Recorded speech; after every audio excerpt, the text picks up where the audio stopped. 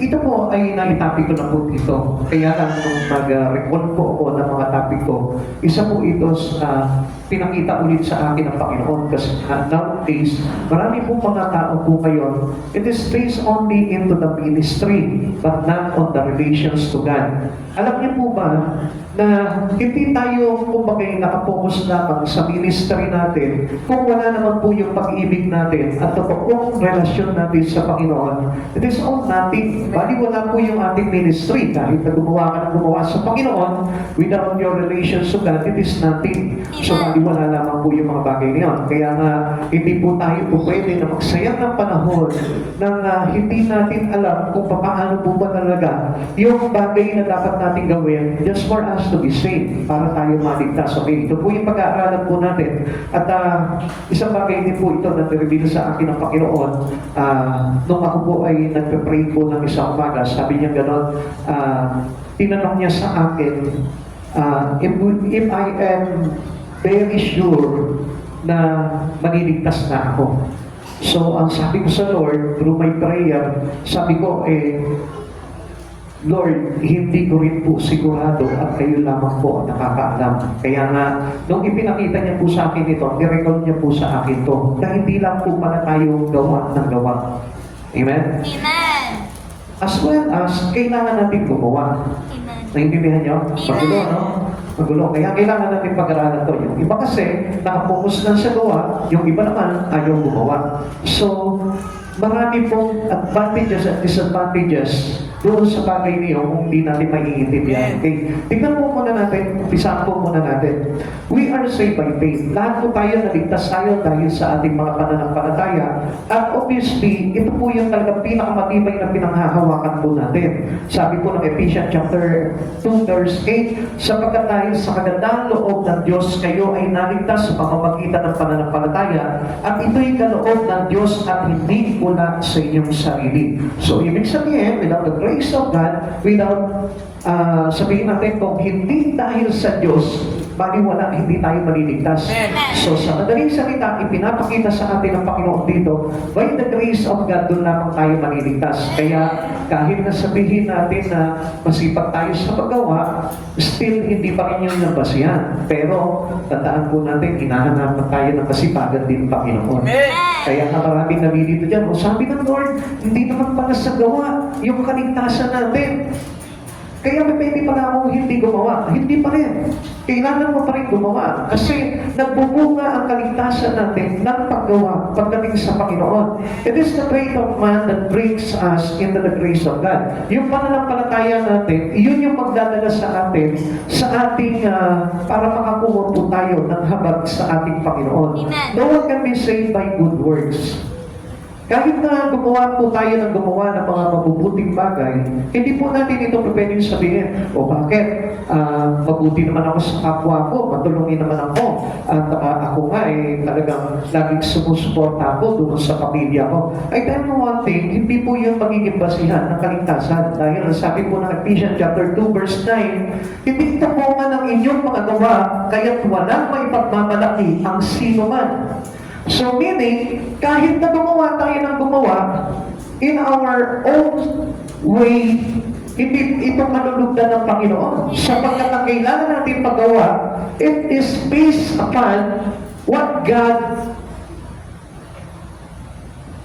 commanding us, or what God command us. So sa madaling salita, kung ano yung bagay na isinusulong sa iyo ng Panginoon, yun lang ang dapat natin gawin. Kaya nga, hindi po ito sa pamamagitan ng gawa ng kaligtasan natin. Okay, tignan pa po natin, no one can save by keeping the law. Kahit na po sabihin po natin, and obviously, wala naman po talaga makakasunod po talaga sa pagsunod sa kautusan. Galatians chapter 2 verse 16. Gayunman, alam natin ang tao'y pinawalansala sa pamamagitan ng pananampalataya kay Jesucristo at hindi sa pamamagitan ng pagsunod sa kautusan. Kaya kami ay sumampalataya kay Kristo Jesus upang mapawalansala sa pamamagitan ng pananampalataya sa Kanya at hindi sa pamamagitan ng kautusan. Sapagkat walang taong pinawalang sala sa pamamagitan ng pagsunod sa kautusan. Kahit sundin mo yung kautusan na yun, pero mayroon kang isang kautusan na mamitis, wala na lahat. Amen. So it is impossible for us to be saved by doing or by doing this command or this law of God. So hindi po tayo maniligtas po talaga doon. Kaya nga wala po nakagawa nito mga bagay nito. Kaya tayo po ay talagang lumalapit sa habag lamang at grasya ng ating Panginoon. Kaya nga, mas maganda na pinapakita po talaga natin sa Panginoon yung ating pagpapakumbaba sa harapan ng Panginoon na tinaamin natin sa Panginoon na I am nothing without you, O Lord. Hindi ako maliligtas kung hindi dahil sa kapahintulutan mo. Kaya wala akong anumang bagay na maipagmamalaki sa iyo sapagkat kundi dahil lamang sa permiso na ako po ay payagan mo na maligtas, doon lamang po ako maliligtas. No one can save apart from faith in Christ Jesus. Kaya nga, apart from Christ Jesus, we can do nothing. We are nothing. Walang sa-isa yung buhay po natin. Kaya nga, tayo lahat po ay talaga kailangan na dumaan talaga kay Kristo Jesus. And without Christ Jesus, saan tayo dadaan? Saan tayo pupunta? Anong bagay yung gagawin natin? Kaya nga, there is only one way in our life towards salvation. At ano po yun? John 46, sumagot si Jesus, ako ang daan, ang katotohanan, buhay. Wala makapupunta sa Ama, kundi sa pamamagitan ko. Alam niyo po ba, mga kapatid sa Panginoon, kaya nga po, maraming ipinapakilala po ngayon sa mundo natin na Diyos para iligaw tayo. Kaya kung mapapansin po natin, ang dami nila ngayon binibigay sa tao na pangalan ng Diyos para mailigaw tayo. But there is only one name that is given for us. It is the name of Christ Jesus for the salvations of every one of us.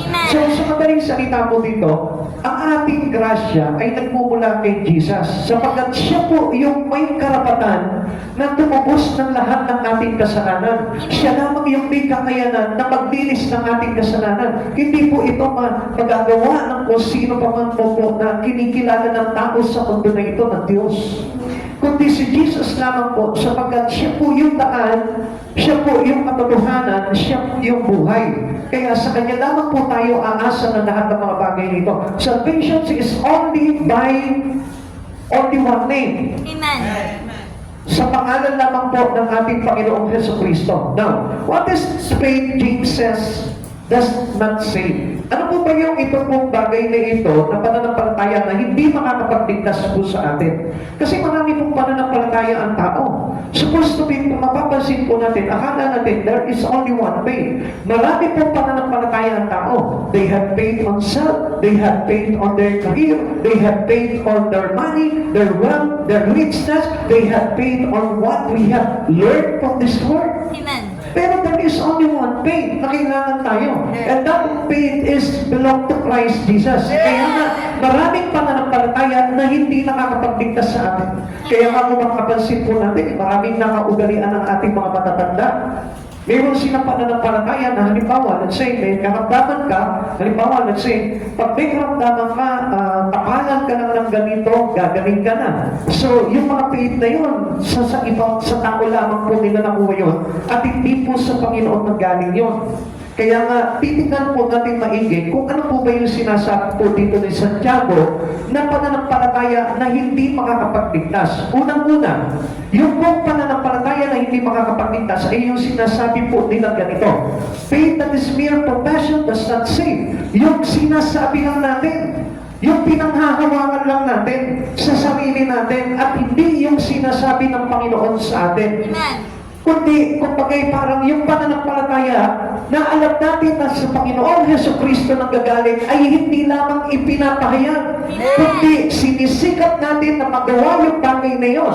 Kasi pag sinabi ng Lord that you need to be changed, kailangan magbago ka.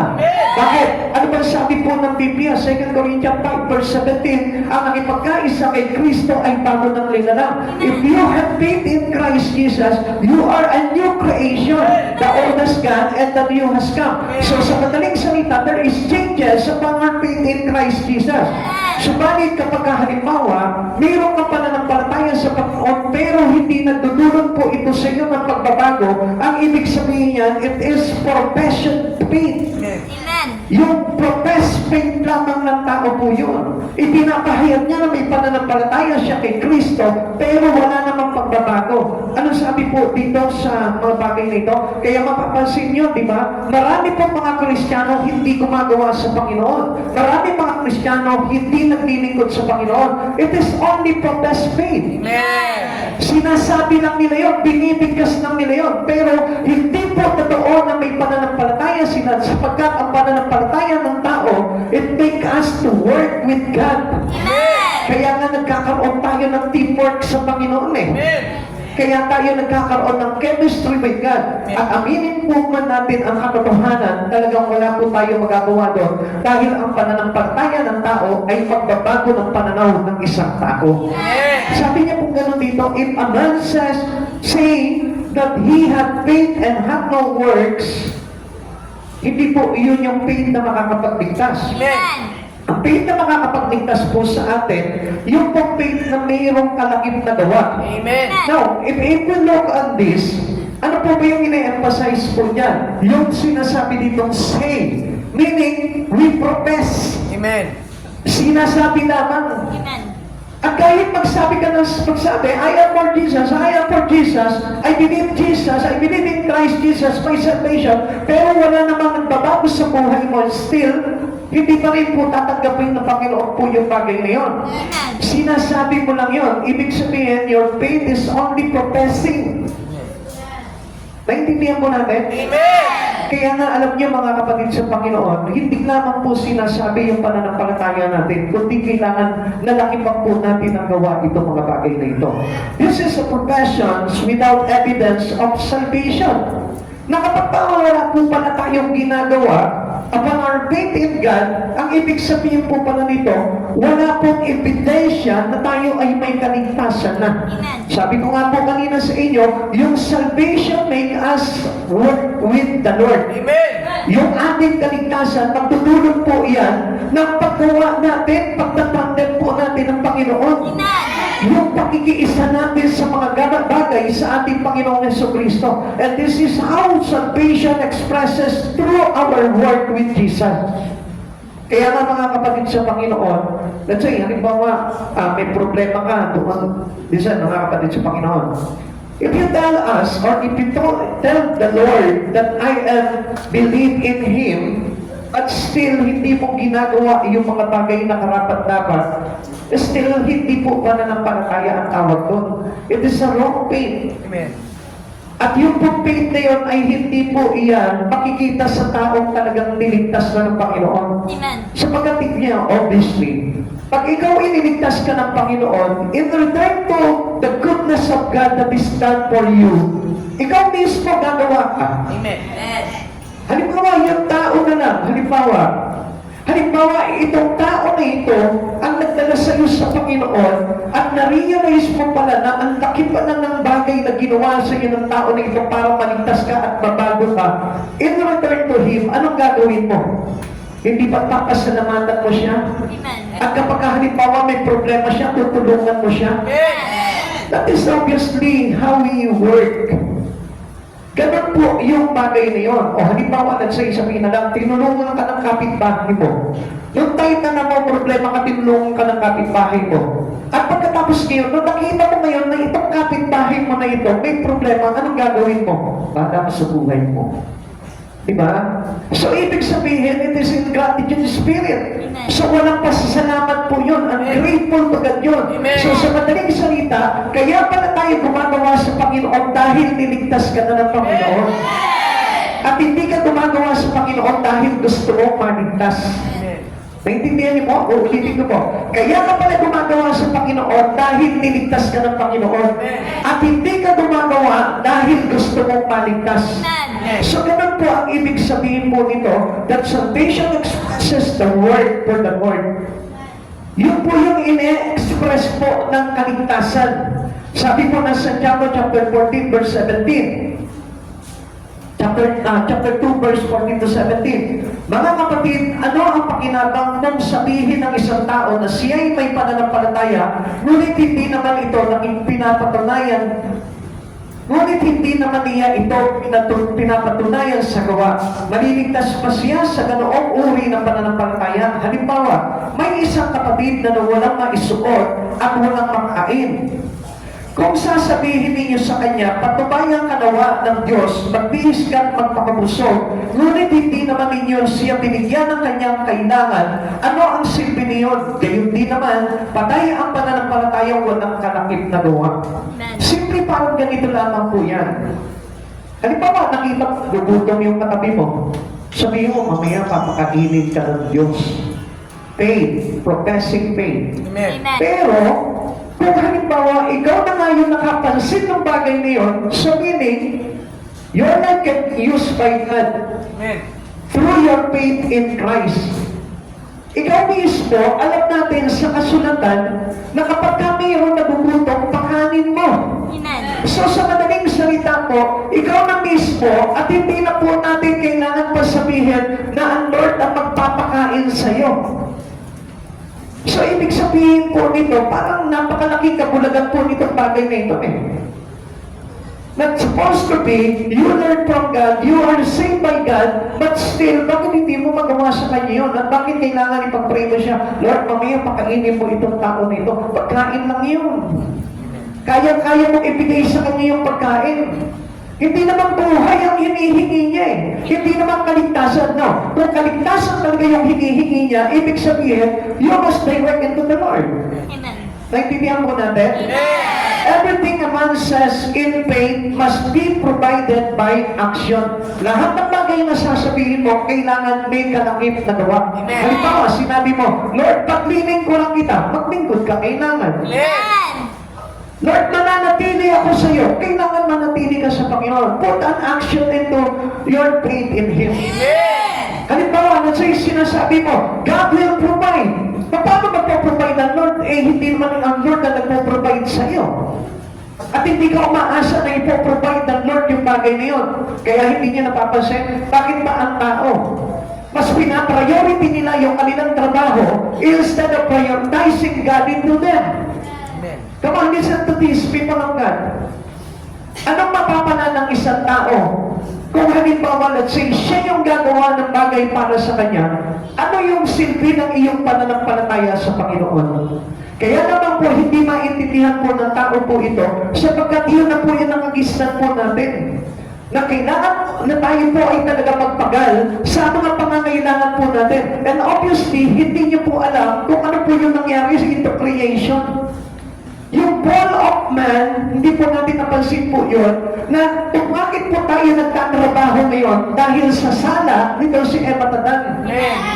And supposed to be, alam niyo po ba, if we are reconciled with God, ang Lord na magpo-provide sa atin ng ating mga pangangailangan. Kaya if you have salvation in God, dapat umasa po tayo na ang Diyos ang magpo-provide. God is the source of everything in us. God is the source of our resources. At yun po yung dapat na mapatunayan po natin sa pananampalataya natin. Pansin niyo mga kapatid sa Panginoon. Obviously, lahat po tayo nagsasabi tayo, God will provide. God will provide for my family. Pero totoo ba talaga ang Diyos talaga yung inaasahan mo magpo-provide sa iyo? Kapag kung mapapansin po natin mga kapatid sa Panginoon, hindi nga tayo willing maghintay eh. Paano natin masasabi that God will provide? May inipit na kayo eh. Gusto nga natin, pag babayaran na, babayaran ko na agad yan. Kailangan, Lord, kailangan ngayon, bigyan mo na ako dahil kailangan na ako magbayad bukas. Alam mo, kung minsan, dinidelay talaga ng Lord yun. Para lang sa ganon, makita talaga ng Lord kung may paid ka talaga. Amen. Kaya anong gagawin natin? Pag medyo halimbawa, out of date na tayo, let's say, sabihin po natin, yung due date mo ngayon, tapos, ang Lord hindi pa nagbibigay sa'yo, anong gagawin mo? Ay, wala, hindi ko magalaw ang Lord. Oh, ako na lang didiscount sa sarili ko. So, where is the faith in you, God? Asa na ngayon yung pananampalataya mo sa Panginoon na sabi mo God will provide? Because obviously, hindi tayo marunong maghintay sa Panginoon. Kaya nga yung faith po natin ay hindi nakapatunayan todo sa ating Panginoon. Faith needs word of action. Kailangan na lahat ng pananampalataya natin, hintayin natin talaga na tayo, ang Diyos talaga ang gagawa para sa ating mga bagay. Amen. Alam niyo mga kapatid sa Panginoon, minsan, hindi natin nakikita yung mga simpleng bagay na yun sa buhay po natin. Sa pagkakakala po natin na talagang tayo po yung talagang may kakayanan lamang na gumawa nitong mga bagay nito. Obviously, mali po eh. Kung talaga may pananampalataya ka sa Panginoon, we give our not a self-reliance, but God-reliance. Yung ginagawa po kasi natin is it's only self-reliance. Yung nagtitiwala naman po tayo sa atin lamang sarili. Nagre-rely lang tayo ng mga bagay na pangangailangan natin sa sarili natin. And it's not for God. Amen. Ang totoo talaga naglilingkod sa Panginoon talaga, may kung tinatawag na God's reliance. Sa lahat ng pagkakataon, ang Diyos po talaga. Alam niyo, meron nga po ko narinig dito eh. Ang sabi po nila gano'n eh, huwag ka maniniwala. Si Pastor mayaman yan. Yan, ayan, Sister Katrina. Huwag kayo maniniwala. Pastor, mahirap. Mayaman yan. Diba? Hindi sila naniwala na wala naman po talaga kami kayamanan. Anong kayaman? Kayabangan, meron. Diba? Magaling lang ako sa pagyaman. Pero sa kayamanan talaga, wala po talaga akong kayamanan. Tataka nga po sila, bakit ganito? Bakit ganyan? Because of God, I have God eh. Nakabili ako ng sasakyan through my faith in God. Hindi kayo naniniwala. Maniwala naman ako kay Pastor. Diba? Hindi kayo naniniwala doon? Napubuhay kayong pamilya ko through God. At Diyos po, yun ang provide ng mga bagay na yan. Kumakain kami dahil sa Panginoon. Actually, wala naman po akong trabaho eh. Ngayon nga po, hindi kumikita yung aso ko. Ayaw nyo kasi bumili. Amen? Tignan niyo po yan ha. Ito po yung isang maganda bagay noon. Magtangin na gusto ko na makabili po talaga ng sasakyan ng van. Kasi nga, medyo ang tataba na po ng mga kasama ko. Hindi na makikakasya doon sa adventure po ng araw. Kaya sabi ko sa Lord, I ask God, Lord, kailangan ko po ng van. Sabi niya, hindi kumuha ka. Kaya alam po nila, brother tayo niya. Naghahanap kami, wala naman. May pera ba tayo no? Wala.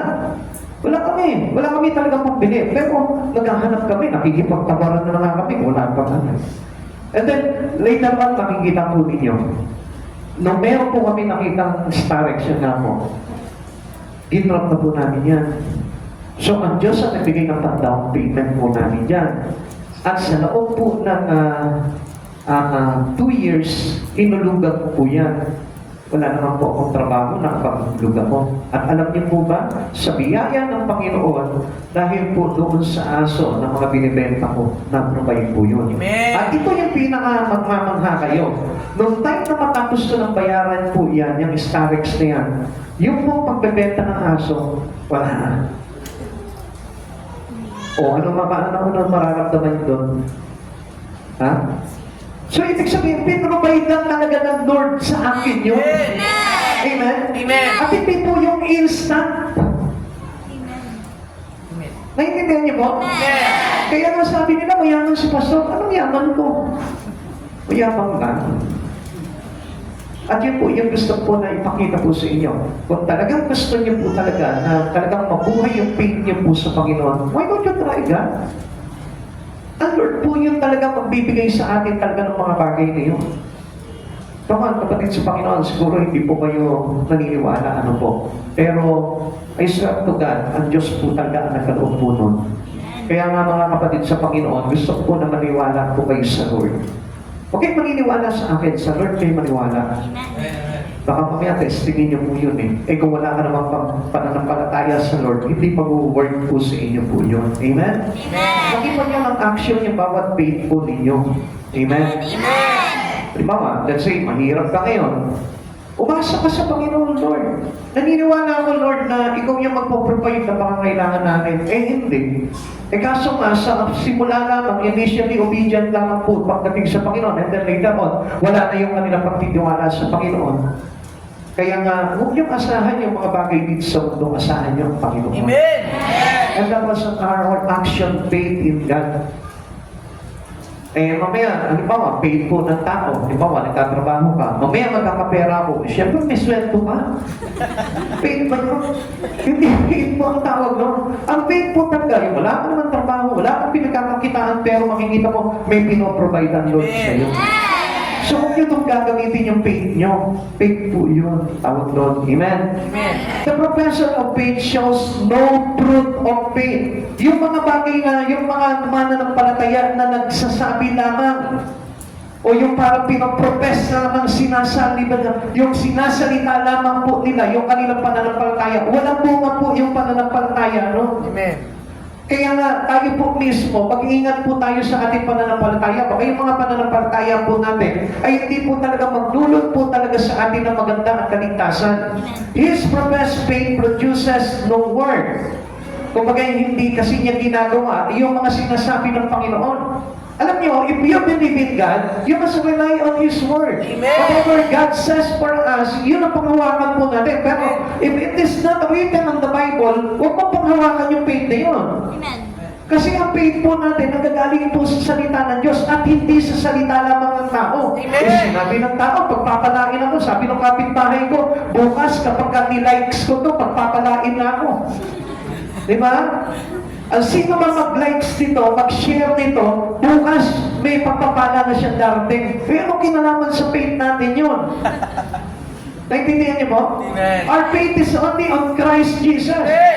Kanina nga po, yung si Brother Rafael, sabi niya gano'n, yung anak nga po namin nilalabayan po sa noo Sabi ko, baka mamaya mabakterya yan.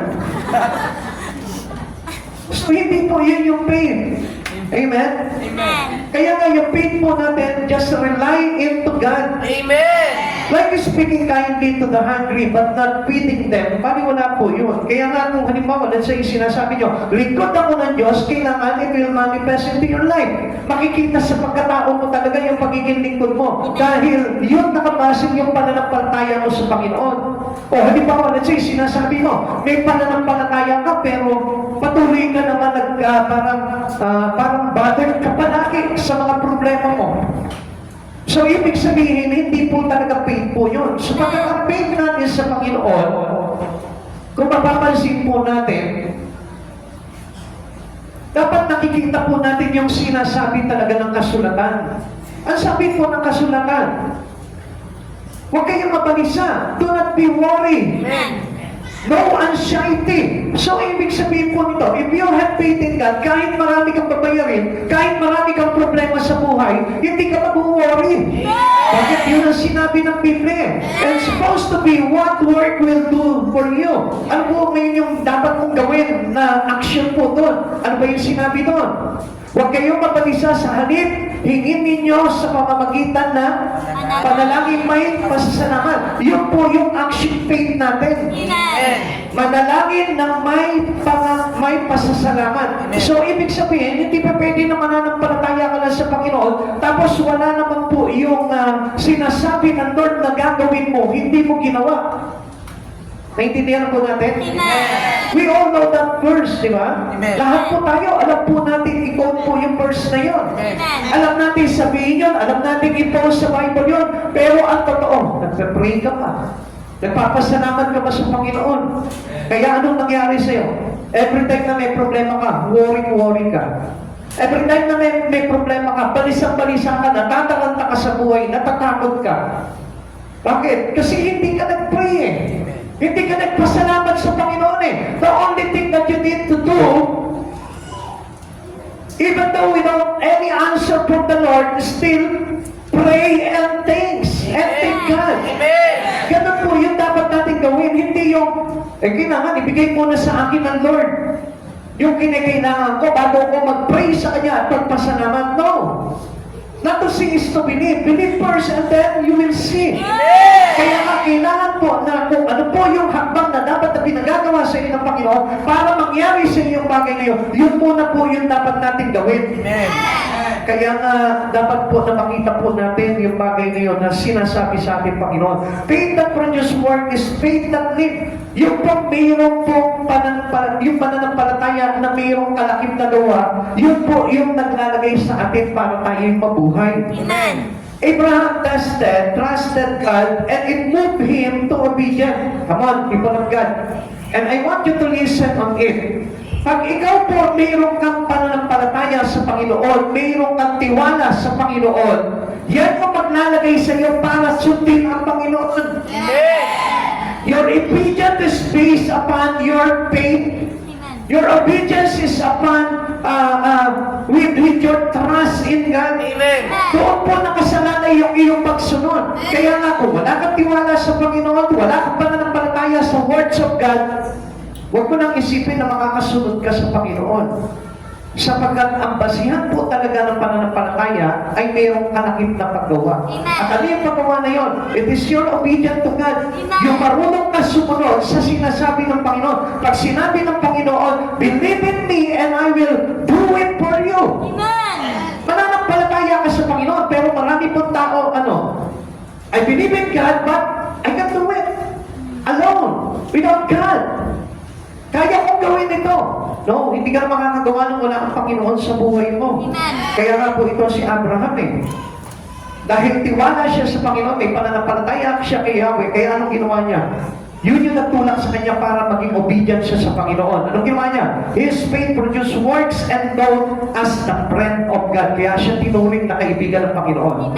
Alam mo mga kapatid sa Panginoon, if you have a friend, and if you won't trust Him, He is not your friend. You are not a friend of Him. Amen? Kung halimbawa may kaibigan ka, hindi ka nagtitiwala sa Kanya, hindi siya talaga kaibigan para sa iyo. Kasi hindi ka nagtitiwala sa Kanya Like for example, sa Lord. Kung tinuturong natin siyang Panginoon sa buhay natin, dapat we trust God in our life. Mahirap pong manampalataya ang isang tao nang walang pagtitiwala sa Lord. Akala ba natin basta lang tayo mananampalataya sa Lord nang hindi tayo magtitiwala? Marami pong mga tao po ganyan. Meron silang pananampalataya pero walang pagtitiwala. Magkaiba po kasi yung dalawa na yun Yung pagtitiwala natin sa Panginoon, yun yung magtutulak sa iyo para i-obey mo yung bagay na pinagagawa sa iyo ng Panginoon. This is a living faith that drive us to obey God. Kaya nakikita nyo, nagiging masunurin ang tao sa Panginoon. Why? Because his faith is trusting God. Mayroong pagtitiwala yung kanyang pananampalataya. Kaya nga, kapag ang pananampalataya lang, walang pagtitiwala, asahan mo, walang gawa. Naintindihan mo natin?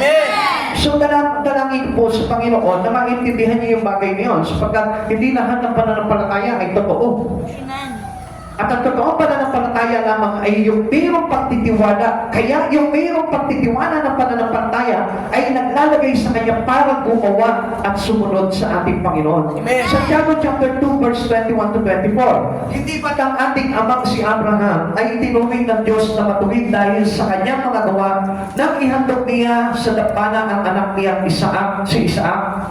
Dito ay makikita ng buong magkalakip ang kanyang pananampalataya at mga gawa. Naging ganap ang kanyang pananampalataya dahil sa kanyang mga gawa. Kaya nga mga kapatid sa Panginoon, hindi magiging ganap ang pananampalataya ng isang tao kung walang kalakip na gawa.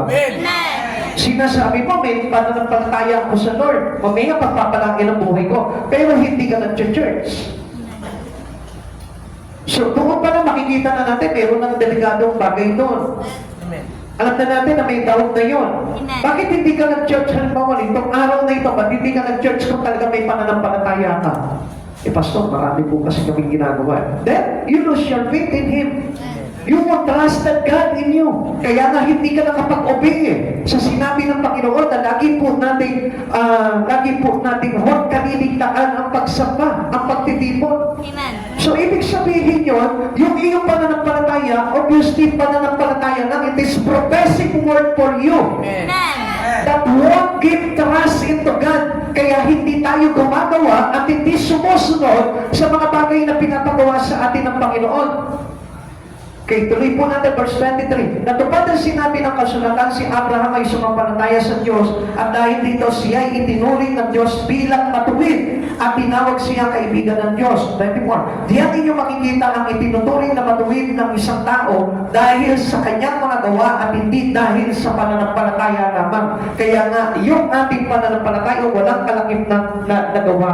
It is not considering as a righteous. Amen.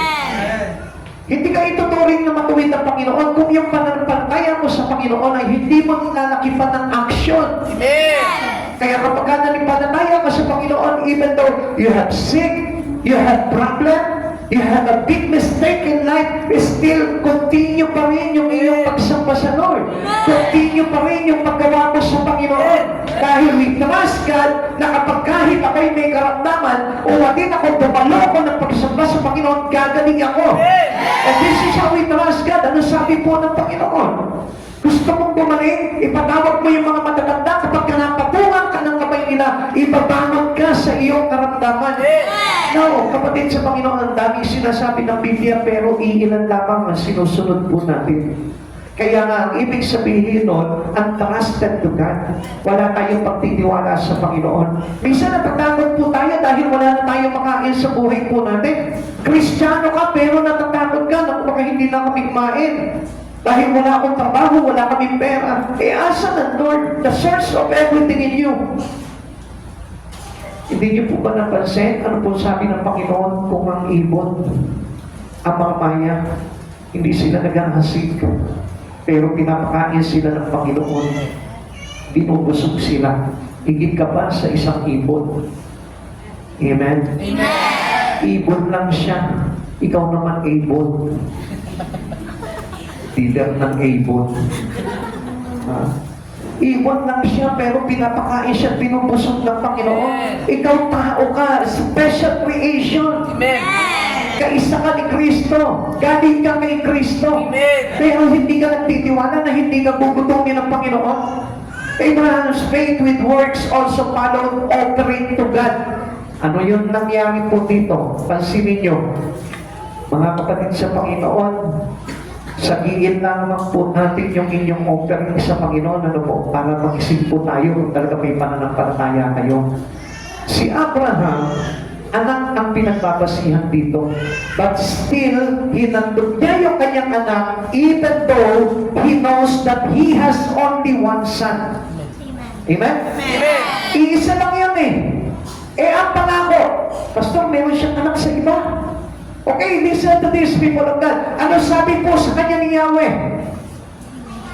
Kanino manggagaling yung aking mga inapo? Kay Ismael ba? Hindi. Kanino? Kay Isaac. Eh, bakit mo kukunin, Lord? Bakit mo pinapahatog sa akin para patayin? Pero hindi nagtanong si Abraham. Still, anong ginawa niya?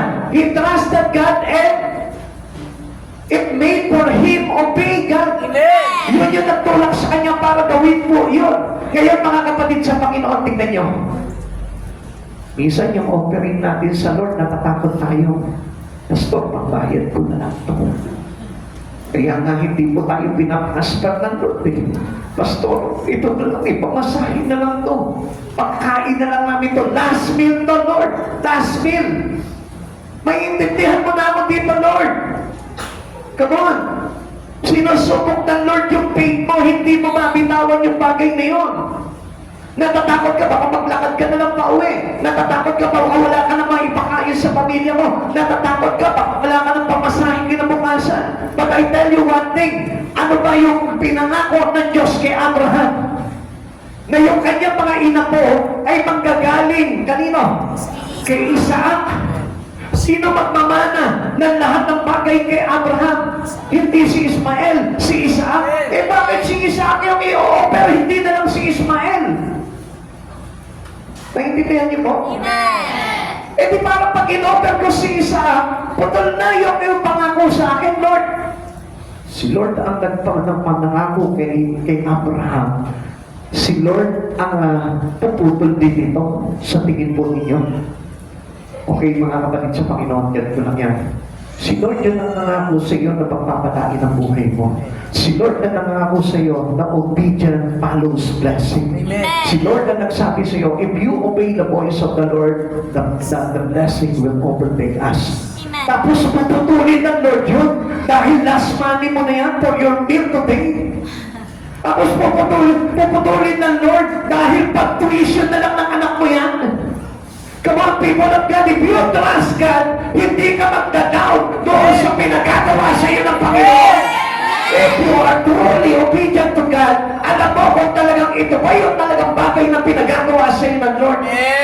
Kaya lang kasi alam niyo mga kapatid sa Panginoon, sa ibang bagay sumusugal tayo. Pero pagdating sa Lord, we won't trust God. Sa loto nga, taya ka ng taya sa loto eh. Kailan ka naman manalo dyan? Eh samantalang there is only one God. Yun lang Diyos na yun ang kakayaan mo. And no other God anymore. And millions of combination, millions of number that we need to compose a combination. Come on, kapatid sa Panginoon. Eh bago ka tumama dyan, eh parang ikaw na mismo nagpamilyonaryo sa buhay mo eh. Naintindihan niyo?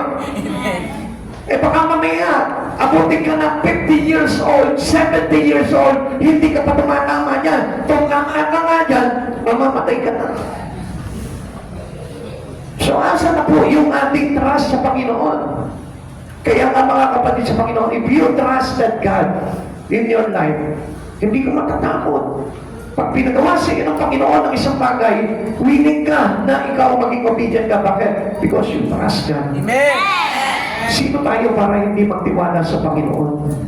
Magtiwala ka sa Panginoon sapagkat ang Lord, hindi bumabali ng pangako yan. He is not a covenant breaker. Amen. Kadalasan tayo lang po yung nagbe-break na covenant natin sa Panginoon.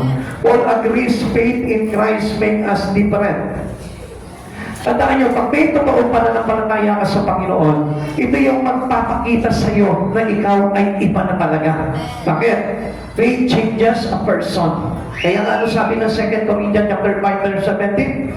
Those who are with Christ is a new creation, the old has gone and the new has come. Amen. So kapag nakapag-isa tayo kay Kristo, bago na tayo nilalang. So ibig sabihin, there is changes that we sin for you. Amen. Ngayon, ikaw, sabi mo, if you have truly faith in God, makikita mo, mayroong pagbabago mangyayari sa buhay mo. Amen. Come on, mga kapatid sa Panginoon, dapat sa sarili mo nakikita mo na yung pagbabago. Amen. Kasi yung faith natin, it changes everything. Amen. Hindi lang yung bihis mo, sabi ko nga sa iyo, hindi lang yung ayos ng buhok mo ang magbabago niya, kundi ipati kaluluwa mo, babaguhin ng pananampalataya mo sa Panginoon. Salvation causes all things to pass away. Yung ating kaligtasan because of our faith in Christ. At yung salvation na yun yung magtutulong ng pagbabago sa buhay natin. Amen. Para mawala na yung dating pagkatao natin. Pero alam nyo, kapatid sa Panginoon, hindi ka dapat pananampalataya ng tao kung walang pagbabago. Amen. And supposed to be number one, that act that we've seen for us as a Christian who believe in God, your changes. Amen. Yung iyong pagbabago. Kung ikaw ay Kristiyano ka, matagal ka ng Kristiyano, pero wala kang pagbabago, ibig sabihin nun patay yung pananampalataya mo. It is only a professing faith. Sinasalita lang, sinasabi lang. Dala lang ng bibig, pero walang impact sa kanyang buhay. Ang sabi dito, all things become new to those who are born again. So kapag ka po tayo nanampalataya sa Panginoon, yun po yung ibig sabihin ng born again. We are now born in the Spirit of Christ Jesus. 2 Corinthians 5:17. Kaya na sino man nakipagkaisa kay Kristo ay bago na nilalang, wala na ang dating pagkatao, siya ay bago na. You are changed. You are anew in Christ Jesus. Amen. At yun po ay dahil sa pananampalataya natin sa Panginoon. Ngayon, pwede mo ba tignan yung katabi mo, nagbago ka na ba? Oo naman, basta sumama ugali ko eh. Very good. Tingnan nyo yan, naglaglagan na. Mapapansin nyo naman po yan eh. Pagka talaga mayroong pananampalataya sa Panginoon, ang pananampalataya talagang totoo kasi kay Lord, nagdidikit ng buhay kay Kristo. And obviously, kapag ang buhay mo ay nakadikit na kay Kristo, mababago na talaga yung pananaw mo, mababago na yung pamumuhay mo, mababago na yung ugali mo, mababago na pati laman ng puso mo. Kaya ganun po tayo binabago ng Panginoon. Ikalawa, ano po ba yung sinasabi po dito ni Santiago na pananampalatayang hindi makakapagligtas? Kanina yung sinasabi na sinasalita lang yung pananampalataya pero walang hindi nilalaki pa ng gawa. Ikalawa, faith that does not bring spiritual life does not save. Yung po pananampalataya na hindi naglalagay sa iyo sa spiritual na pamumuhay pamumuhay that is not a faith. Amen. Ibig sabihin dito, kung mananampalataya ka sa Panginoon, dapat maglagay ito sa pamumuhay na espiritual. Amen. So meaning, pamumuhay na na kay Kristo. Amen. Faith, if it hath not works, is death. So ibig sabihin po nito, na kapag tayo po ay hindi nabuhay sa Espiritu, ibig sabihin you're still dead. Amen. Patay? Paano naman patay? Gumagalaw nga ako. Ibig sabihin, patay kay Kristo Jesus. Kaya tayo naliligtas dahil buhay na tayo kay Kristo Jesus. Namatay na kasama sa pagpapako sa krus yung dati nating katauhan na nabubuhay sa laman.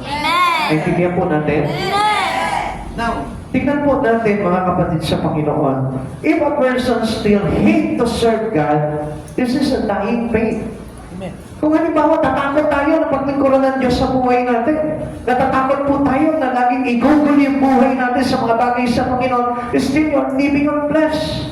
Hindi ka pa namatay sa laman at patuloy ka pa rin nabubuhay sa sanlibutan. Kaya nga mga kapatid sa Panginoon, ang dulot po ng pananampalatayang may kaligtasan ay naglalagay na po sa atin sa espiritual na pamumuhay. Meaning, we are living and walking into the righteousness of Christ Jesus. Pinamumuhay na po natin yung matuwid na pamumuhay at hindi na po tayo lumiliko pa. Amen. Sa sobrang liko natin, nagkahilo-hilo na tayo. Kaya hindi na natin alam kung ano yung katotohanan tsaka kung ano yung bagay na makakapagligtas sa atin. Kaya nga mga kapatid sa Panginoon, kailangan kapag tayo po ay naging Kristo Jesus na, kailangan magdulot po ito ng espiritual na pamumuhay sa iyo. Amen. Amen. Amen. Marunong ka na manalangin. Kahit na hindi ka sinasabihan, nananalangin ka. Marunong ka na mag-aral ng salita ng Diyos. Kahit walang nag-guide sa iyo, simple ikaw mismo ginagawa na yun. Marunong ka na mag-church kahit na hindi ka na pagsabihan pa na mag-church ka sa linggo, mag-church ka sa Wednesday, ginagawa mo na yung bagay na yun. Marunong ka na mag-akay ng kaluluwa dahil ikaw ay lumalakad na sa katwiran. Gusto mo yung mga taong nakakasama mo, lumakad na rin sila sa katwiran ng Diyos. Yun po yung sinasabi po sa atin na pamumuhay sa Espiritu. Hindi po yung maging Espiritu kayo.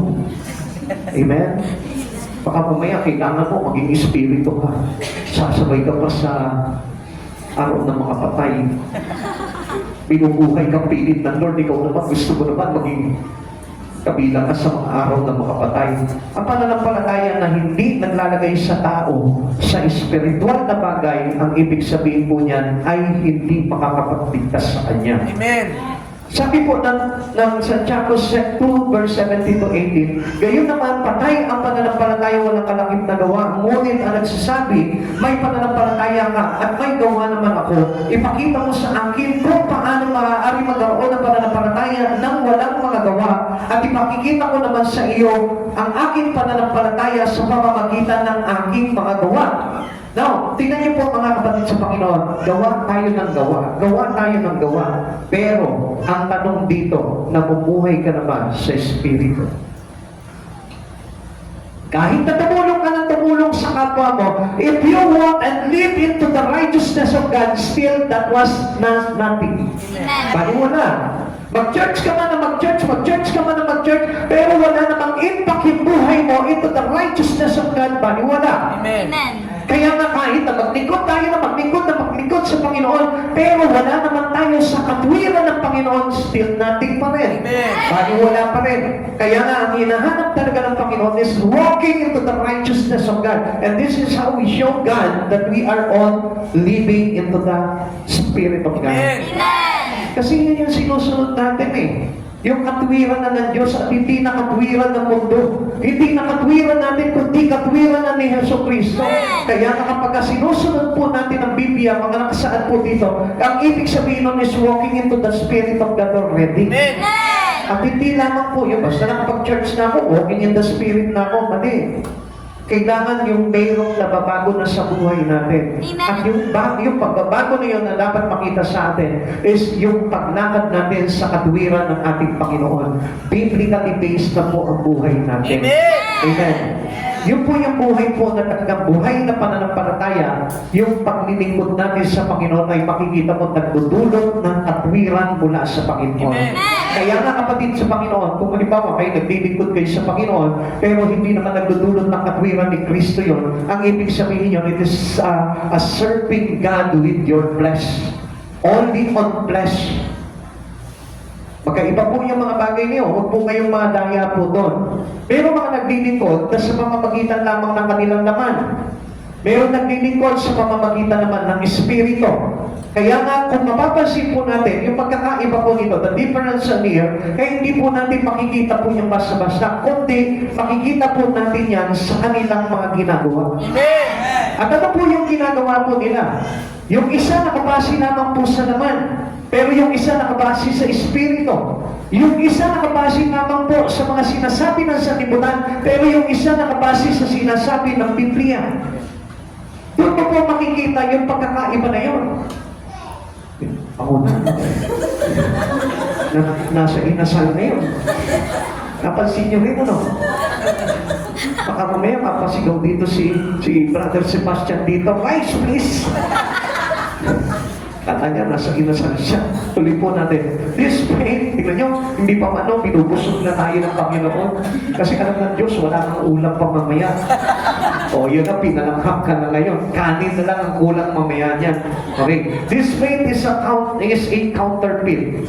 So, dito makikita po natin na mali yung pananampalataya natin. Kaya nga kahit gumawa tayo ng gumawa sa pamamagitan lamang po ng laman po natin, counterfeited faith po itong tawag po dito. Nakikita man tayo na gumagawa tayo sa Panginoon, but still, there's no changes upon our spirit. Still, hindi pa rin po yun yung panataya na totoo. Amen. Now, katitignan po natin, ano po ba ito? This faith is a counterfeit. So, ibig sabihin ito, kabaligtaran po ito. Amen. It is not childlike trust in Christ. Ano po ba yung childlike trust? Makita mo ang bata, he only depended into his father. Amen? Amen.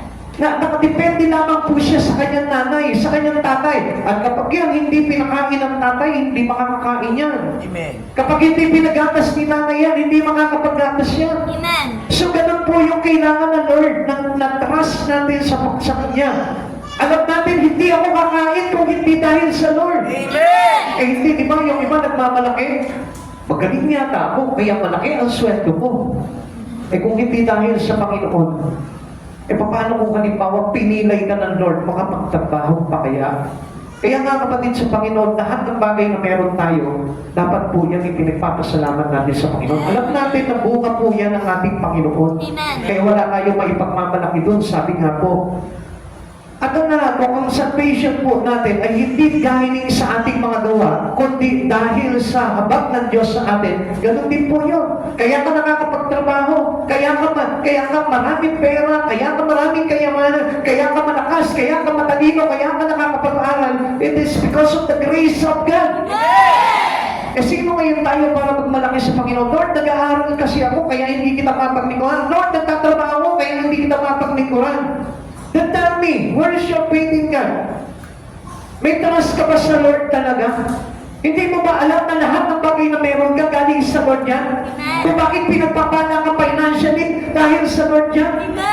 Tapos minsan ikinakain natin sa Panginoon. Tapos minsan para baga pinagmamalaki pa natin yung mga bagay na nagagawa natin. Like for example, today, hindi ka na makakatid po ng midweek service. Bakit? Dahil sa trabaho mo. Then, hindi mo ba alam na nagkakasana ka sa Panginoon dahil kaya ka nga nagkatrabaho dahil binigyan ka ng Lord ng magandang trabaho? Kaya nga hindi po natin pwedeng ibangga yung bagay na yun. Kaya yung tinatawag na counterfeit faith in God. May pananampalataya ka pero huwad naman pala. It is not trusting Christ alone. Hindi lang parang nagtitiwala ka sa Panginoon tapos wala naman nakikita sa iyo. Amen. Pag nagtitiwala ka sa Panginoon, talagang we assure na talagang itinataas mo ang Diyos sa buhay natin. Halimbawa, taasin niyo, Lord Jesus, pero hindi naman nakikita na nakataas si Jesus sa buhay mo. It is called faith, but it is not faith. Ganun po yung tinatawag na huwad na pananampalataya. It is only religious act, but not become different. Walang pagbabago. Religiously ka lang, pero hindi ka naman nagbabago. Kaya nga, ang Christian without changes, O it may not look differently, I tell you, it is only a religious person. Intindihan na po natin. Amen. Ang ibig sabihin nyo, counterfeited faith po ang tawag po doon. Kaya nga, kailangan magdulot po sa atin ng pagbabago. Kung nag-church ka ngayon dito sa Jacob, dapat magdulot na po sa iyo ng pagbabago yun. Sa isip, salita at sa gawa. Amen. At especially sa Espiritu, sa pananaw natin, pagdating sa ating Panginoong Heso Kristo, it makes us changes and different to our past. Makikita na natin yung pagkakaiba mo tungkol sa dati. Ngayon, tingnan mo yung katabi mo. Ano po ba yan? Christ-like po ba yan? Ha? Yes, Pastor, Christ-like. He is the same yesterday, today, and forevermore. Christ-like ka, ano? Walang pagbabago. Simula pa noon, ngayon, at magpakailanman, hindi nagbago. Kaya nga, doon natin makikita, Christ-like talaga.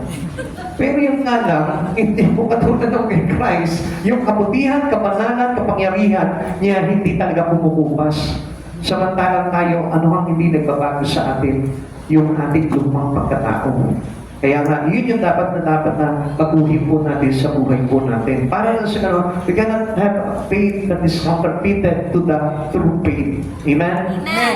Faith in Christ always brings new life. Tanungin mo nga yung katabi mo. Meron ka na bang bagong buhay? Meron na bagong buhay. Kaya nakita niyo po yung mga halimbawa yung mga prisoner tapos po pinalaya dahil sa kanilang pananampalataya sa Panginoon. Makikita mo may mga bagong buhay na po yun. Amen. Totoo na po na nabubuhay po talaga sa matuwid na pamumuhay po yun. There are no exception. Kahit na kanino po, wala pong accepted po dyan. Kailangan po, lahat po tayo magdulot po sa atin ng bagong buhay yan. Amen. At walang isa man po sa atin dito na hindi magbabago. Sabihin mo sa katabi mo, kailangan magbago ka. Kailangan magbago ka. Parang iba po yata yung narinig ko. Parang hindi po lahat na yan. Parang hindi ko narinig eh. Parang naging silent B. Yung pagbabago niya. Ganun po ba yun? Jesus turns no one away. Alam niyo mga kapatid sa Panginoon, ang pagbabago is always offered to us by God. Amen. Laging meron pong pagbabago na ino-offer sa atin ng Panginoon. Bakit? Kasi ang sabi niya sa atin, John chapter 6, verse 37, "Alapit sa akin ang lahat ng ibinigay sa akin ng Ama, at hindi ko itataboy kailanman ang sino mang lumalapit sa akin." So, ganun lang po gusto naman eh. If you are willing to be changed, lapit ka kay Kristo. Amen. Hindi ka magbabago nang hindi lumalapit kay Kristo because our changes is from Christ. Amen. Kaya, you like coming closer to Jesus. Pag nilapit mo ang totoong buhay mo sa Panginoon, doon lamang po magkakaroon ng changes po yan. Yung dating masamang ugali mo, mababago po yan. Yung dati naman mabuting ugali mo, magiging masama yan. hindi, wala. Hindi po totoo po yun. Kaya lahat babaguhin sa iyo sa katwiran, lahat ay babaguhin sa iyo sa kabutihan. Amen. Kaya nga, gusto kong malaman po ninyo, ang lumalapit talaga sa Panginoon, napupunta into the goodness of God. Amen. Nangyayari po sa Kanya yung kabutihan na ino-offer sa Kanya ng Panginoon. This invitation is for the whosoever, kahit na kanino yan. Walang pinipili ang Lord. Amen. Higit sa lahat, mas lalo na yung mga talagang sabihin po natin na talagang kailangan magbago. At tulad na libawa na katabi mo ngayon, kailangan na talaga magbago yan. Kaya nga tinatawag na ng Panginoon yan eh. At huwag kayo magtaka. Huwag kayo sabihin nyo, ay siya yun. Hindi tayo lahat yun. Amen. Kaya nga tayo nandito ngayon kasi alam niyo kung bakit? Kasi ang sabi ng Lord, magbago na tayo. Amen. Amen. Because we are the whosoever, tayo po yun eh. Amen. Amen? Tayo po, lahat po yun. At ang sino man, manampalataya sa Kanya, sabi po gano'n, all who believe, sabi po dito, all who believe in Jesus. Okay, tingnan po natin yung sinabi po dito. Romans chapter 10, verse 13 to 17. Sinasabi ng kasulatan, maliligtas ang lahat na tumatawag sa pangalan ng Panginoon.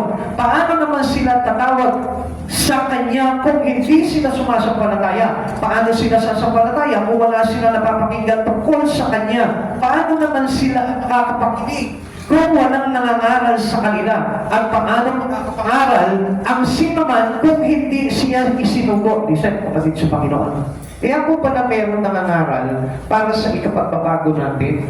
Kaya pala merong nangangaral dahil sa ikaliligtas natin. Kaya pala merong nangangaral dahil merong salita ng Diyos. Kaya pala merong nangangaral dahil sinugo ng Diyos. Naintindihan mo ba natin yung bagay niyo? Kaya nga mahalaga po tayo ay nakikinig ng salita ng Diyos at nakikinig sa kanyang mga sinugo sapagkat yun yung maglalagay sa atin into changes. And without them, and without the Word, and without yung faith in Christ Jesus, hindi talaga mababago ang buhay ng isang tao. Tuloy pa po natin. Doon na nasusulat o kay gandang pagmasdan ang pagdating ng nagdadala ng magandang balita. Ngunit hindi lahat ay sumusunod sa magandang balita. Gaya ng sinulat ni Isaias, Panginoon, sino ang naniniwala sa aming ibinalita? Kaya ang pananampalataya ay bunga ng pakikinig at ang nakikinig, ang pakikinig naman ay bunga ng pangangaral kay Kristo. Kaya nga magpasalamat po tayo dahil inaabot po tayo ng salita ng Diyos.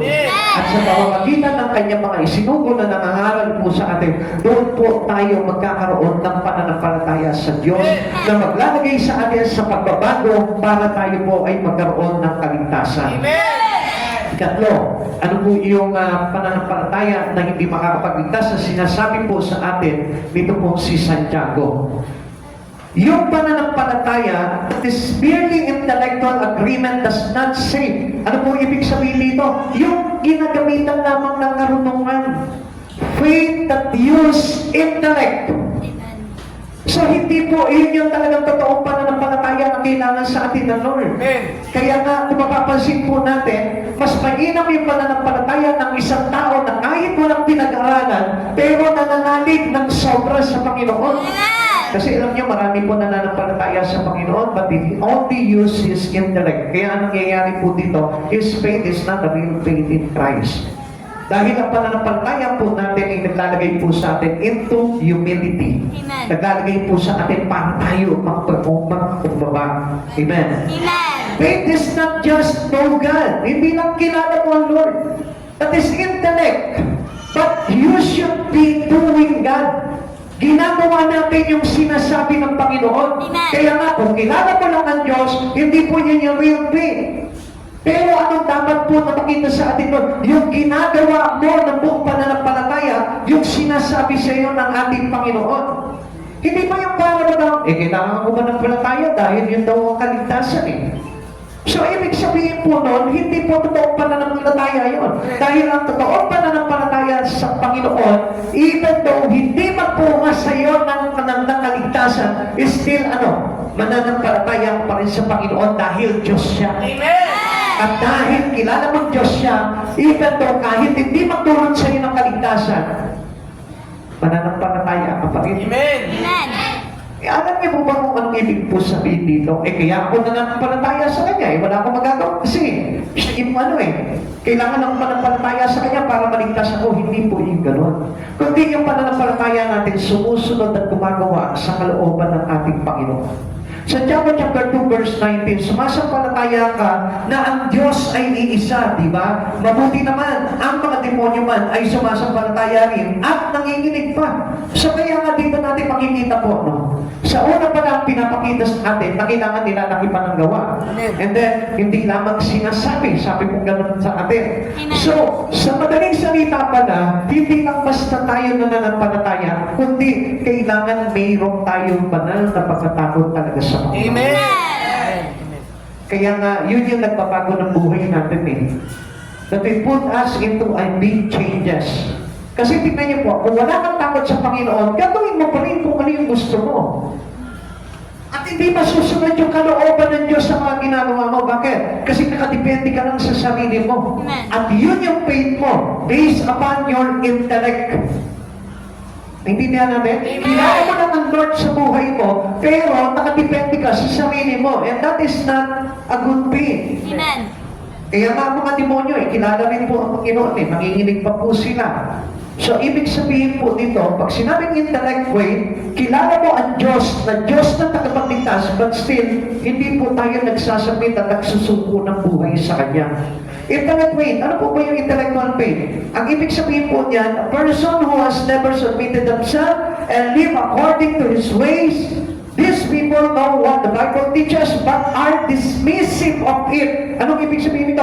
Nire-reject niya pa rin. Amen. Nine-neglect niya pa rin. So, kung mapapansin po natin, ito yung sinasabi ng Biblia, pero taliwas pa rin sa Biblia yung ginagawa mo.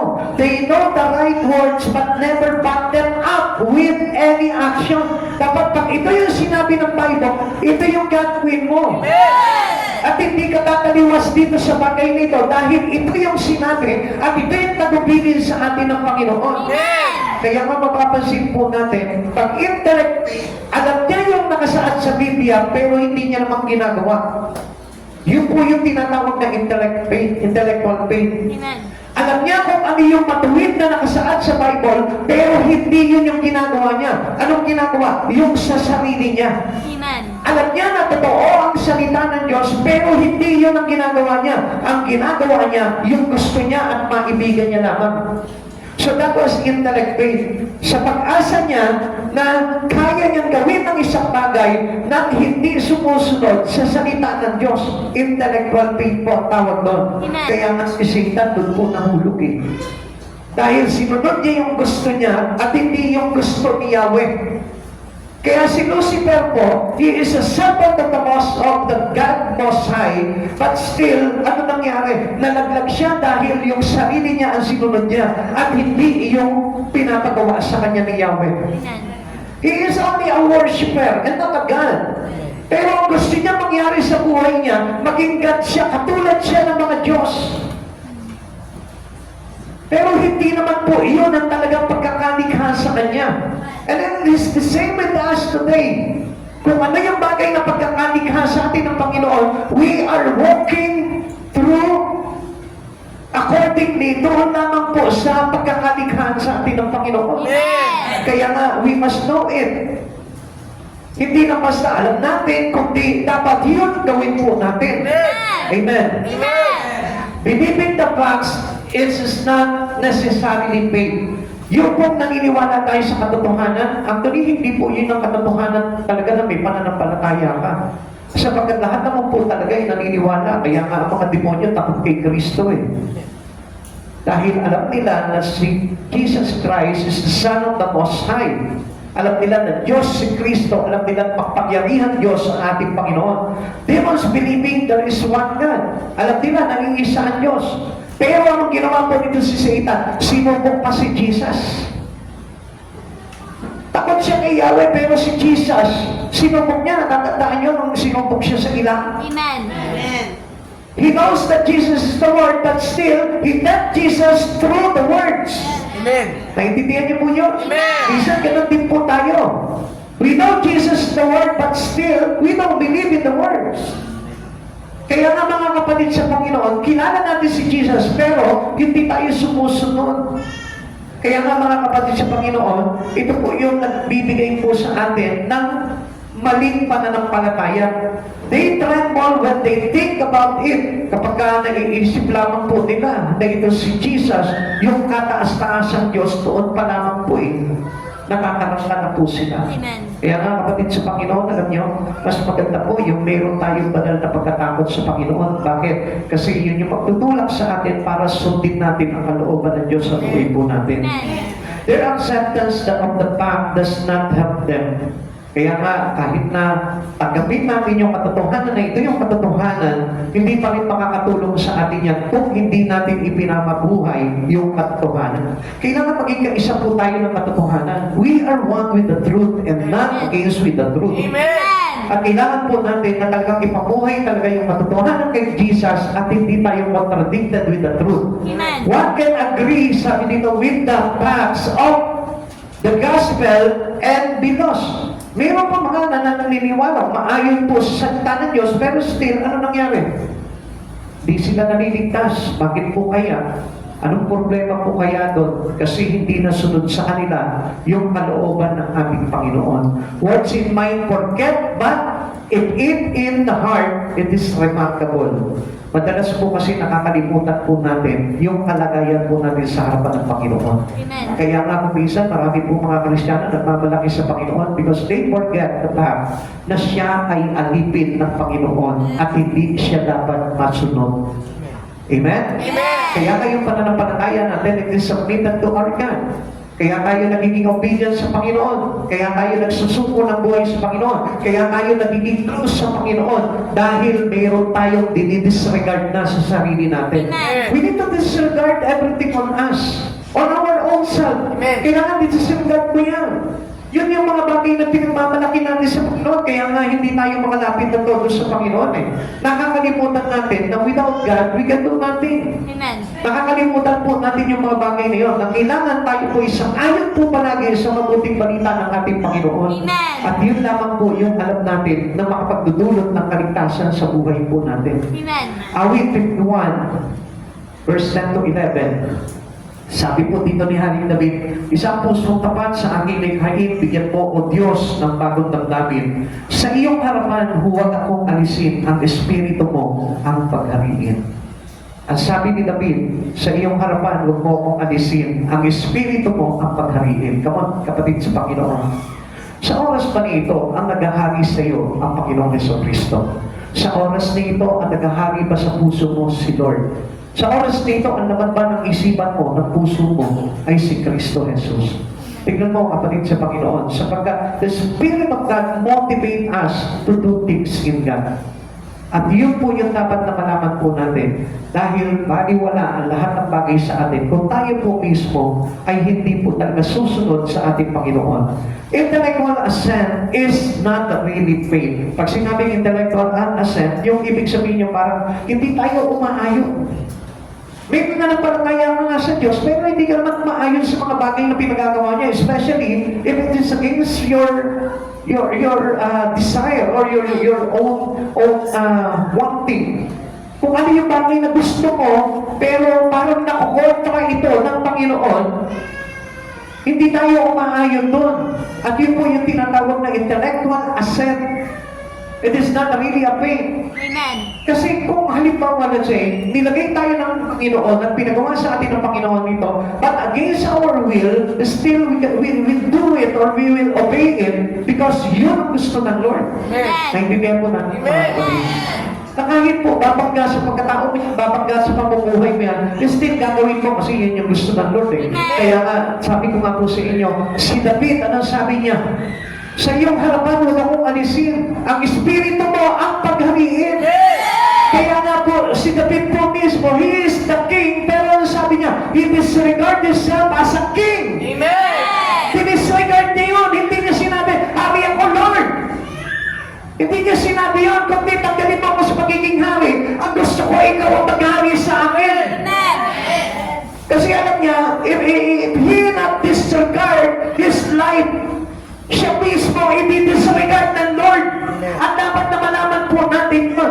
If we are having a real faith in God, tayo po mismo, kung ano yung bagay na pinag-disregard sa buhay mo ng Panginoon, i-disregard mo yun. Para sa ganon, hindi tayo ang ma-disregard ng Lord. Sabi ni David, sa iyong harapan, huwag akong alisin ang espiritu mo, ang paghariin. Sabihin, di ba rin ang tanggalin ako sa hari? Di ba rin tanggalin ako sa Israel? Basta huwag mo lang akong tanggalin sa iyong harapan. Pero kung papansinin po natin, mga kapatid sa Panginoon, maraming nagre-request sa Panginoon, hindi ganun eh. Ang nire-request nila sa Panginoon, Lord, please, huwag mong tatanggalin sa akin itong bagay na ito. Please, Lord, huwag mong tatanggalin sa akin ito. Hindi humihiling ng bagay ng Panginoon eh. Hindi humihiling ng bagay na paghahari ng Diyos. Kundi ang inihiling niya, Lord, please, huwag mong tanggalin sa akin itong karir ko. Huwag mong tanggalin sa akin itong kayamanan ko. Huwag mong tanggalin sa akin itong buhay na ito. Amen. Si David maligtad. Because he is a true faith in God. Ano sabi niya? Panginoon, di ba rin tanggalin mo ako bilang hari? Basta huwag mo akong tatanggalin sa harapan mo at pagaliin mo ang espiritu mo sa akin. Alam niyo yung mga tao na nagdi-disregard po sa gusto mangyari ng Diyos sa kanilang buhay? Alam niyo po ba ang ibig sabihin nun? They are a false faith. Kaya mananampalataya sila. Sapagkat kung may pananampalataya tayo sa Panginoon, tanggalin na lahat sa iyo, sa buhay mo. Huwag lang mawawala si Yesu Cristo. Di ba na maghirap ka sa mundong ito? Di ba na walang-wala ka? Di ba kahit na ikaw na yung pinakamahirap sa mundong ito, but still, yung paghahari ng Diyos sa buhay mo, hindi mawawala kailangan. Kaya nga mali po yung ating mga petitions sa Lord eh. Ang petition ng tao sa Panginoon, he is already Christian, pero ano sabi niyo gano'n? Huwag mong tatanggalin sa akin to, Lord, please. Mahabag ka sa akin, huwag mong tatanggalin sa akin to, Lord, please. Alam niyo ba? Na kailangan nga tanggalin sa atin ng Lord yun. Dahil yun yung bagay na nakakasagapan pagdating sa ating pananampalataya kay Kristo. Kung bakit hindi tayo mapagalian ng Diyos? Kasi nga doon sa bagay na yun na iniingatan mo. Na kaya nga tinatanggal sa iyo ng Panginoon yun. Kasi yun nga yung magpapalag sa iyo sa paghahari ni Yesu Kristo. Amen. At kapag alam niyo yung pagkaganon yung pananampalataya natin, na hindi tatanggalin sa Lord sa akin itong bagay na ito dahil mahal ako ng Panginoon. Alam niyo kung anong tawag doon? It is another gospel. Doon sa Galatia, alam nyo, ito po yung talagang kakaiba na kanilang tinanggap na hindi totoong gospel tayo mabuting balita. Alam niyo po ba ang mabuting balita? Ito dapat sa atin si Yesu Cristo bilang nagkapagligtas. Hindi mabuting balita, yung turuan ka na sa paglapit mo sa Panginoon, kay ginawa buhay mo. That is not, it is another gospel. At totoong gospel, dumating si Jesus sa buhay mo at iyon yung ginhawa ng kaluluwa mo. Hindi ginawa sa laman. Because our God is in the Spirit and He is not after with our flesh. Amen. Di ba di mapahamak yung laman mo? Huwag lang mapahamak yung kaluluwa mo. Amen. Galatians chapter 1 verse 6, nagtataka ako kung bakit dalinin yung tinaligdan ang Diyos na tumawag sa inyo sa pamamagitan ng pag-ibig ni Kristo at bumaling kayo sa ibang mabuting balita. Sabi natin, mahalaga ang Diyos sa buhay natin, pero hindi po natin kayang i-disregard yung mga bagay na sagaban sa Panginoon. If you truly giving importance, Jesus in deep life, ikaw mismo, Lord, sige, kung kailangan tanggalin ito dahil nalalayo ako sa iyo, tanggalin mo, Lord! Amen. Yun yung totoo talagang nananampalataya sa Panginoon because we believe that God, Amen. Amen. hindi siya mapapayaan, hindi siya iiwanan. Amen. Minsan marami mga Kristiyano ngayon, ang prayer nila, Lord, payamanin mo ko para mapaglingkuran kita ganang pagpalain mo buhay ko. It is not the gospel. It is not the truth. Good news from God. Dahil the good news, alam niyo ba kung ano yung good news? Yun dumating sa buhay ko si Kristo. Amen. Dahil meron ka ng kaligtasan. Amen. Whatever situation you have in your life, may karamdaman ka man, mahirap ka man, malungkot ka man, pero nung dumating si Kristo sa buhay mo, dito find anything in your life. Amen. Kundi ang iniisip mo na lang sa buhay mo, dumating na ang paghahari ni Jesus sa buhay ko. Doon pa lang may kaligtasan natin. Galatians chapter 1 verse 7. Ang totoo ay walang ibang mabuting balita lamang may mga nanliligalig sa inyo at nagsisikap na baguhin ang mabuting balita tungkol kay Kristo. Sabi niyo, pag lumapit ako kay Kristo, gaganda na buhay ko. Sabi niyo, pag lumapit ako kay Kristo, giginhawa na ang buhay ko. Sabi niyo, pag lumapit ako kay Kristo, hindi na ako magigipit. That was another gospel. Amen. Ano sabi ni Jesus? Sa pakikipag-isa niyo sa akin, meron kayong kapigatian. Amen. Pero sabi niyo gano'n, laksan niyo ang inyong loob, nakapagtagumpay ko na sa libutan. Sabi na Lord, sa pakikipag-isa natin kay Jesus, meron tayong kapigatian. Hindi niya sinabi, may kaginawahan ka na. Amen. Yayaman ka na. Kasi iba po yung gospel na nakikita natin eh. Kaya nga po ang tao, nakabase sila. Kapag pinagpapala ng Diyos yan, yaman niya. Kaya nga sabi ko nga po kanina sa inyo, sabi nila, mayaman yan sa pastor. Actually, hindi po yun yung pagpapala ng Lord eh. Kahit walang pera, sino po dito yung walang pera? Pero nagmamahal sa Diyos, pinagpala ka ng Lord. Sino po dito yung walang trabaho? Pero nabubuhay ng maayos, pinagpala ka ng Diyos. Sino po dito yung itinakwil ng pamilya, pero masaya ka pa rin at nakakakilala ka sa Diyos, mapalad ka, pinagpala ka ng Diyos. Yan yung totoo. At yun yung sinasabi ng mabuting balita. Even though you are an outcast, but there is Jesus who's willing to care about you. Kahit na sino ka pa, tandaan, hindi nasusukat sa kayamanan ang pagiging pinagpala. Magpasalamat ka sa Panginoon dahil sa kabila ng kalagayan mo yan, nakakilala ka sa Diyos at yun ang pagpapala doon. You have already salvation. The fake gospel remove us from the Lord. Come on, listen, people of God. Yung fake gospel na sinasabi nyo, nagdalayo sa tao, sa Panginoon. Kaya nga yun sinasabi nila eh, pag lumapit ka sa Panginoon, pagpapalain ka. O pagpapalain ka nga, nung pinagpala ka ng Lord, asan ka? That is a big gospel. Sapagkat yung totoong gospel, mabuting balita, ay nagbibigay at nagpapalapit na todo sa buhay mo kay Kristo. Yung dating masalimuot mong buhay, yung dating masama mong buhay, yung dating pakapon mong buhay, ngayon kahit simple lang, pero binago ka ng Diyos, wala ka na sa kasamaan. Tapos sa gospel of God. Tatandaan niyo ba kung bakit nagpapago si Kristo sa krus? Di ba dahil sa kasamaan natin? Amen. Para kasamang ipako lahat ng kasamaan at kasalanan ng tao ay mapako at mamatay tayo sa dati nating pagkatao. Ngayon sasabihin natin na ang pagpapala ng Diyos ay sa kayamanan ng sanlibutan. Wala dito yung pagpapala ng Diyos. Ang pagpapala ng Diyos ay talagang mararanasan tao doon sa buhay na walang hanggan. Kaya nga, do not believe the big gospel. Especially if it is remove us from the Lord. Kahit ano ba yan, yung ano naglalayo sa inyo sa Panginoon. Ibig sabihin niya, nasagap niyo yung big gospel. Na ipabuhay niyo yung big gospel. Pagka ikaw nilalayo ka sa Panginoon, ibig sabihin niya, napasukan ka ng big gospel. Amen.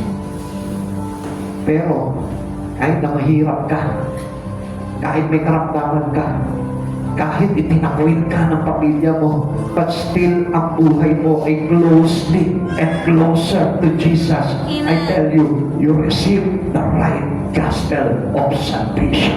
Amen. Tandaan po natin yan. Sabi ng Lord, hindi naman po masama magpayaman eh. Yes. Kung lalong lumidikit ang buhay mo sa Lord. Kasi pinakako rin naman ang Panginoon yan eh. You will receive 100-fold the blessing in this life and a life eternal. Come on, kapatid sa Panginoon. Pero kapag ka nawawala ka sa Panginoon, lumalayo ka sa Panginoon, that was fake gospel you get. Kaya nga tataan po natin yan. Kung maglilingkod ka sa Panginoon, make sure na yung buhay mo ay talagang to be closer and more closer to Jesus. Amen. Pagka ganun po yung nangyari sa iyo, absolutely, you receive the right gospel, the true gospel for Christ Jesus. At mga kapatid sa Panginoon, ingatan natin na gumawa, magsayang ng panahon into a fake gospel or a fake faith in life. Dahil hindi po tayo maniligtas noong pananampalataya na walang kalakip na gawa sa Panginoon. At yung gawang yun, gawa ng pagbabago ng Espiritu mo pagdating kay Jesucristo. Kaya sa oras po na ito, isipin po natin mabuti kung nasa na ang kalagayan po ng buhay natin. Ano na ba yung tinanggap kong gospel ngayon? Nangililingit ba yung buhay ko sa Panginoon? Nasumin ka. Mag-isip po tayo sa mga bagay na yun. Akala natin ang buhay ng mga tao ay makukuha lamang sa mga bagay na ginagawa natin sa mundo. It is absolutely deceived. Sapagkat ang tinuturo sa atin ng Panginoon ay yung pagandaan natin, yung darating na buhay. And not our life here. Sabi ng Lord, huwag niyo lang intindihin kung anong buhay na meron kayo dito. Basihan na kayo. Sapagkat darating ang araw, lahat ay maglalaho. Subalit isa ang matitira, yung kanyang mabuting balita na ibinabahagi niya sa atin ngayon. At kapag naging kaisa tayo at tumanggap tayo ng mabuting balita na yun ng kaligtasan, kasama tayong maliligtas. Kaya mga kapatid, tinangyayaan ko kayo tumayo. And let us give our worship to God.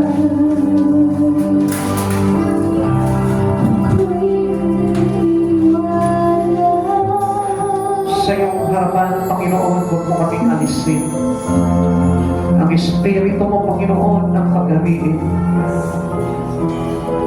Panginoon, ayaw namin, O Lord, na mawalay sa iyo. O wala nang lahat ng bagay sa amin sa mundong ito, Panginoon. Huwag lang ikaw. Huwag lang ang pag-ahari mo sa buhay nito, Lord. Huwag mo kaming hayaan na madayanan sa libutang ito, O God. Because, Panginoon, open up our mind, O God. Buksan mo po kami, Panginoon, sa pandaraya ng kaaway.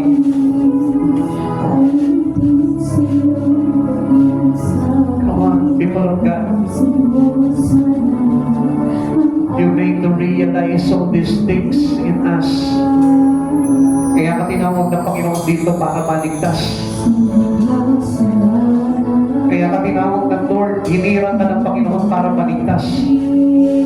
And it will happen if you depend into Christ Jesus only. At hindi sa sarili. Hindi sa fake gospel. Kundi sa totoo. At sa oras nito, kapatid sa Panginoon, if you put your trust in God, magtiwala ka, ililigtas ka ng Panginoon pagdating ng araw. Do not enjoy this word.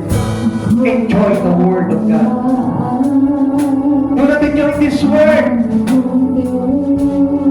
Enjoy the goodness of God. Huwag kang mag-explore sa mundong ito. Mag-explore ka into the words of God. Kamahal ka ng Diyos. Kaya ka nandito ngayon dahil mahal ka ng Diyos. Ang sabi ng Lord, wala siyang ipagtatabuyan. Kung lumalapit ka sa Kanya, kailanman hindi Kanya pagtatabuyan. Pastor, ano po ang hinaharap ng Lord sa atin? Yung pagkabi mo ang Panginoon na pagkalihan ka sa buhay nito at wala ng iba. Pagkalihan mo ang Diyos sa buhay mo. Pagkalihan mo siya sa puso, isip, kaluluwa. Pagkalihan mo siya sa Kristo sa lahat ng bagay na ginagawa mo. Pagkalihan mo si Kristo sa puso ng bawat isa.